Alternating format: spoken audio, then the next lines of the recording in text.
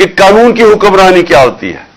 जब चोर इस ऊपर आके बैठ जाते हैं और अपने आप को एनआरओ दे देते हैं, तो इसका मतलब यह कि यहां कानून की हुक्मरानी नहीं है, यह जनरल का कानून है।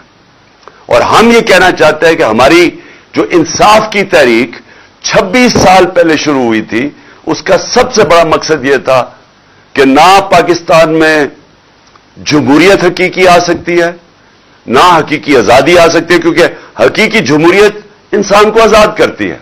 वो आ ही नहीं सकती जब तक रूल ऑफ लॉ ना हो, कानून की हुक्मरानी ना हो, इंसाफ ना हो।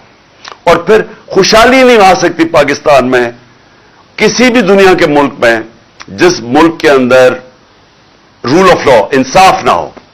और सारी दुनिया में मैंने आपको बताया भी था कि जितने भी मुल्क सारे खुशहाल हैं, वो सारे मुल्कों में 90% से ज्यादा रूल ऑफ लॉ है, यानी कानून की हुक्मरानी है। और जो सारे गरीब मुल्क हैं, उनके अंदर 10% से भी कम कानून की हुक्मरानी है। नाइजीरिया जो तेल के जखीरे पर बैठा है, गरीब तरीन मुल्क है, क्योंकि वहां जंगल का कानून है, वहां करप्शन है। जब कानून नहीं होता, जब इंसाफ नहीं होता, तो करप्शन होती है, और करप्शन मुल्क का दिवालिया निकाल देती है। तो इसलिए जो अमीर मुल्क है, वो अमीर है इसलिए कि वहां इंसाफ है और वहां करप्शन नहीं है, बड़े पैमाने पे करप्शन नहीं है। उनके वजीर चोरी नहीं कर सकते, और अगर चोरी करे तो एनआरओ नहीं ले सकते, उनका प्राइम मिनिस्टर नहीं कर सकता।